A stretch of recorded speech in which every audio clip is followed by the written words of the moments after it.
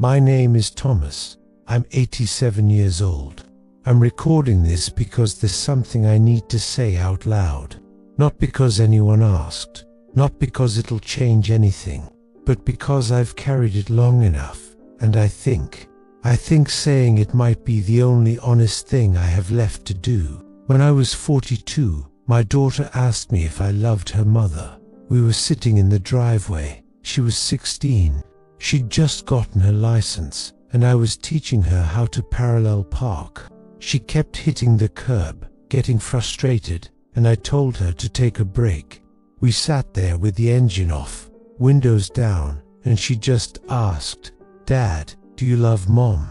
I remember the smell of cut grass.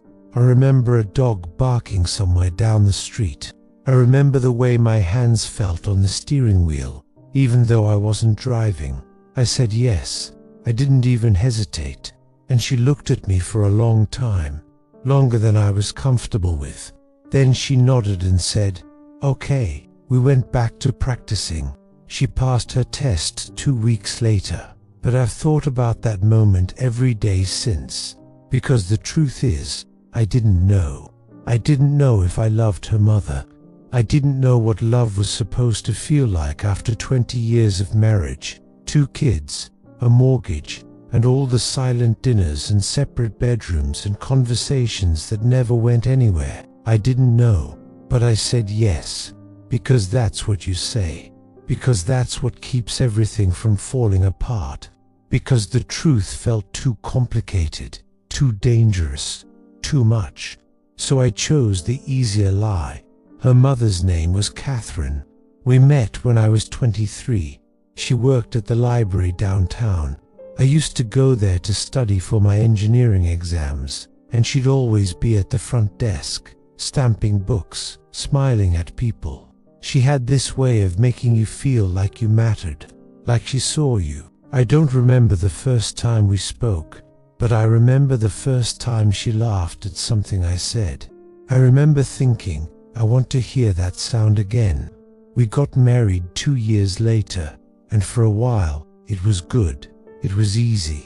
We had our daughter Emily, and then our son, Jacob, and we bought a house in the suburbs with a blue door and a maple tree in the front yard. Catherine stayed home with the kids. I worked. We had dinners together. We went to church on Sundays. We looked like what we were supposed to look like. But somewhere along the way, I don't know when, we stopped talking, not arguing. We never argued. We just stopped talking. She'd ask me how my day was, and I'd say fine. I'd ask her the same, and she'd say fine, and that was it. I'd come home, and she'd be in the kitchen or folding laundry, or helping the kids with homework, and I'd sit in the living room with the newspaper, and we'd exist in the same house without really seeing each other. I thought that was normal. I thought that's what marriage became after the excitement wore off. You settled. You got comfortable. You stopped trying so hard. I didn't know we were disappearing. When Emily asked me that question in the driveway, I think she already knew the answer. I think she'd been watching us for years, watching the distance, watching the silence, watching 2 people who shared a life, but not much else. And I think she was asking because she needed to know if it was supposed to be that way, if that's what love looked like when you grew up. And I told her yes. I told her that's what it was. Catherine and I stayed together for another 11 years after that. We never fought. We never cheated. We just existed, side by side, polite, functional, empty. When I was 53, she told me she wanted a divorce. We were in the kitchen. It was a Saturday morning. I was reading the paper, and she was making coffee, and she just said it. I think we should get a divorce. No anger, no tears, just fact.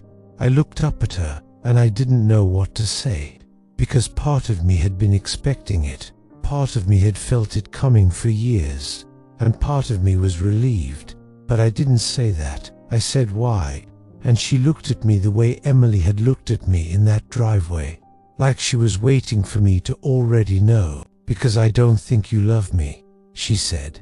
And I don't think I love you anymore either. We didn't fight about it. We didn't try to save it. We just let it end.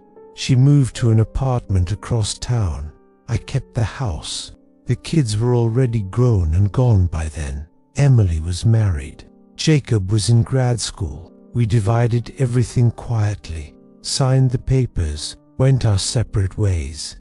And for a long time, I told myself it was the right thing, that we'd both be happier, that sometimes people just grow apart, and that's okay. But I don't think that's true. I don't think we grew apart. I think I chose not to grow with her. I think I chose the easier lie, over and over again. For years, every time she tried to talk to Marily Torkand, I gave her a short answer and went back to the paper. Every time she suggested we go somewhere together, just the two of us, and I said I was too tired. Every time I felt that distance between us and told myself it was fine, that this was just how marriage worked, one chose the lie, because the truth would have required something from me. It would have required me to be vulnerable, to admit I was scared, to admit I didn't know how to be close to someone after all those years of not trying. It would have required effort, and I was tired, so I let it die quietly, and I told myself it wasn't my fault. Catherine remarried 5 years after the divorce. His name is Paul. He's a retired teacher. I met him once, at Emily's wedding. He seemed kind. He held Catherine's hand the whole time. I remember watching them during the reception, the way he leaned in to hear her when she spoke, the way she smiled at him, really smiled, the way I hadn't seen her smile in years. And I realized something. She wasn't incapable of love. She wasn't cold or distant or broken. She just wasn't loved. Not by me, not in the way she needed. And I had spent 11 years blaming the marriage instead of looking at myself. Emily doesn't talk to me much anymore. We're not estranged. We're polite. She calls on my birthday. I call on hers. We see each other at holidays, but there's a distance there. I think it started that day in the driveway.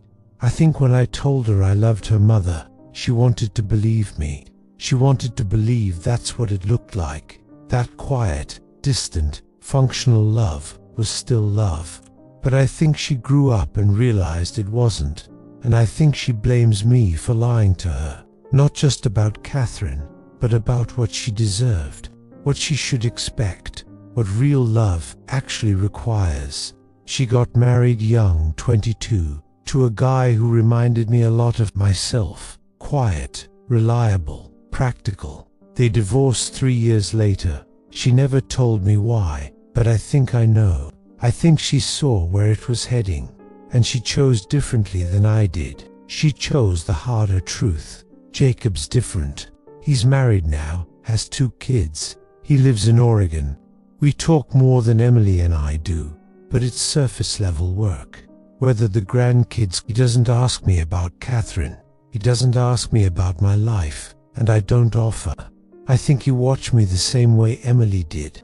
I think he learned something from me too, but I'm not sure what. I'm not sure if he chose differently, or if he just chose the same thing in a different package. I hope he didn't. I'm 87 now. Catherine passed away 2 years ago. Heart attack. It was quick. Paul called to tell me. He was kind about it, said she'd had a good life, said she was happy. I went to the funeral. I sat in the back. I didn't speak. I just watched. There were a lot of people there, friends, neighbors, people from her book club and her church and her volunteer work, people who knew her, really knew her, people I never took the time to know her with. And I realized I had spent 34 years married to someone I never really let in, not because she didn't try, but because I was afraid of what it would cost me to try back. I don't know why I'm telling you this. I don't have any wisdom. I don't have any answers. I just know that I made a choice, a small choice, a quiet choice, to say yes when I should have said, I don't know, to stay silent when I should have spoken, to let things die instead of fighting to keep them alive. And I know that choice shaped everything that came after. My marriage, my kids, the way I see myself now. At the end of it all, I think about that driveway a lot. I think about Emily looking at me, waiting for the truth. And I think about what would have happened if I'd just been honest. If I'd said, "I don't know, sweetheart. I don't know if I love her the way I should, but I'm going to try to find out." Maybe it would have changed something. Maybe it wouldn't have, but at least it would have been true. I'm not recording this to warn anyone. I'm not trying to teach you something. I'm just saying it out loud, because I never did before, and maybe that's all I can do now. If you stayed with me through this, thank you. I know it's not easy to sit with, but maybe you have a moment like mine, a question you didn't answer honestly, a truth you didn't say. Maybe there's still time. I don't know, but I hope so.